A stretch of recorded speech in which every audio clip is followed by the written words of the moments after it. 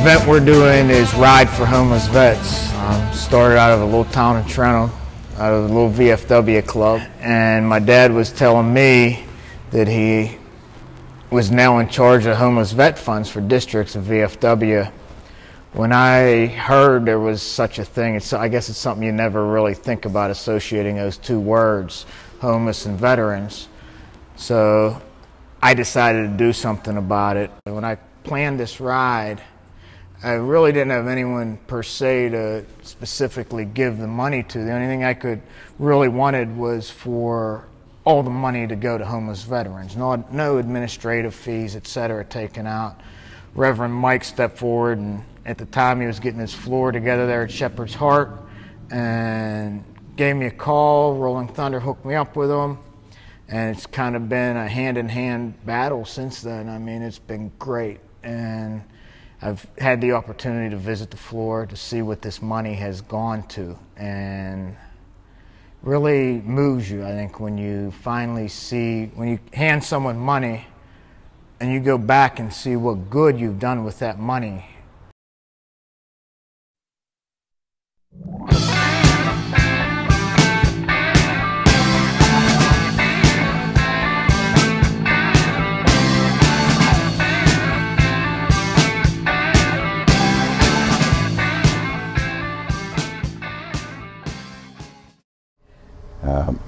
I'm lucky to make it through Vietnam.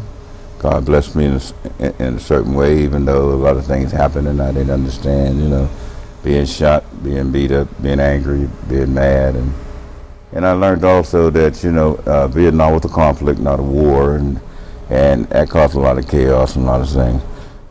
Didn't realize that I had PTSD until 1998. It was hard to explain to people about things that they didn't understand, you know what I mean?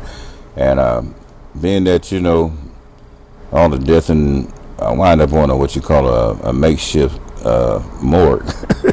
You know, yeah. We had to carry our dead to the aircraft carrier, and you know, and make sure that the body got home. And the enemy, whenever they dropped the napalm and what they call that, Agent Orange, and we would have to come and take them off the trees or wherever they had burnt up and put them in a pit. So after a period of time, you get morbid, you know what I mean? And that was a lot of bad things happen. People say, you just don't care. I say, the point I don't care is that you're going to die eventually, but when you have to take somebody or you see your best friend, it's hard. And when my buddy got killed, I was had a guy we called him Preacher. I forget what his real name was. And he was always talking about God. He'd die for his God, and I didn't want to hear it. And his head was blown off that fast right beside me. Me, sick as I was mad at God because I had to pick his body up and take it to the take it toe tag it, you know.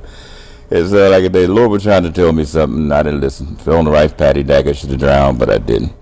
I got shot 3 times, and I was still able to walk mad and pissed off. Sat on mine and didn't get killed. Sat down and didn't get my head blown off. And then I first got there, I was on the ambush, and I ain't nothing about the ambush, and Charlie wrote me a letter and said, go home, I have no fight with you. You know what I mean? That scared me half to death, and that taught me how to stay awake at night, you know. So we was always on the ambushes, and we would go out 75 yards to 100 in front of the perimeter, and you know, and try to catch the enemy. And in the process of a few of them things, watched a few guys get taken POWs and things like that. But God blessed me in a mighty way. But I felt bad for my friends and stuff like that. Well, I said, you haven't been out there. Like one time I had an argument with a few priests. They did some things I didn't like, and I just told them, I say, hope you don't get home. I said, better yet, leave your wallets home, your cell phone and everything, and come out with me and camp out 2 or 3 days out here in the street with me, and you can find out how it feels to stand in the line and wait to get a shower, and by the time you get there, the shower's closed, or you're waiting in line to get something to eat, and by the time you get there, ain't no food, and then you trying to get in line to wash your change your clothes is dirty, and you can't wash them, and your clothes are dirty. Now you got to find some place to sleep. Then you got to get up in the morning and run from this. So come out here and feel a little on-the-job trainer, you know. But I never got no take to do things. But I've learned to slow down a good bit and love the folks, you know. Learn to accept. And my philosophy is things I used to always understand, but I didn't want to accept it. But now I'm learning to accept it, you know. So God is just great and good.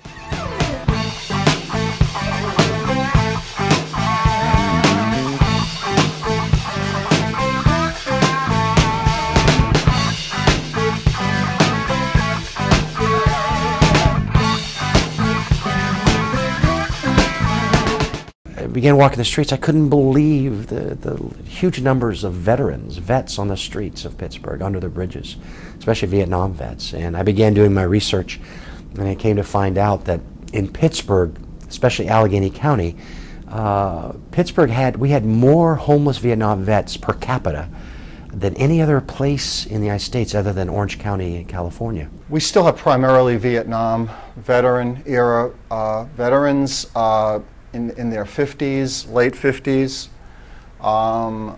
usually dual diagnosed, polysubstance abuse, psychiatric problems, medical problems. So they have multiple problems when they're coming in: homeless, unemployed, little if any family support, on the streets, destitute. That's the type of population that usually we serve. I think outreach has been very important in bringing veterans to the VA. Many of them still don't know about the services that we offer. The homeless initiative has been expanded over the course of the last 10 years.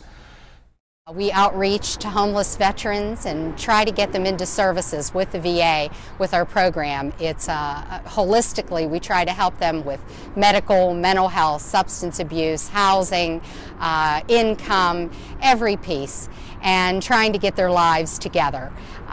We do outreach into the community, and as you can see, it starts on the streets, and that's where we're at. We outreach on the streets and into the shelters and all over. The VA pays for about 55 to 60% of all the cost of running our veterans home. The cost is huge, and the budget is huge on that.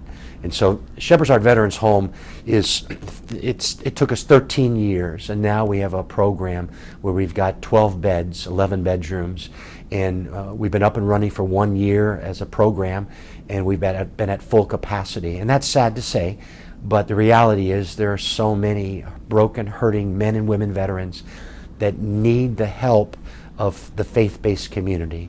And what we do together involves working with the entire community of Pittsburgh and Allegheny County, not just churches, but veteran organizations.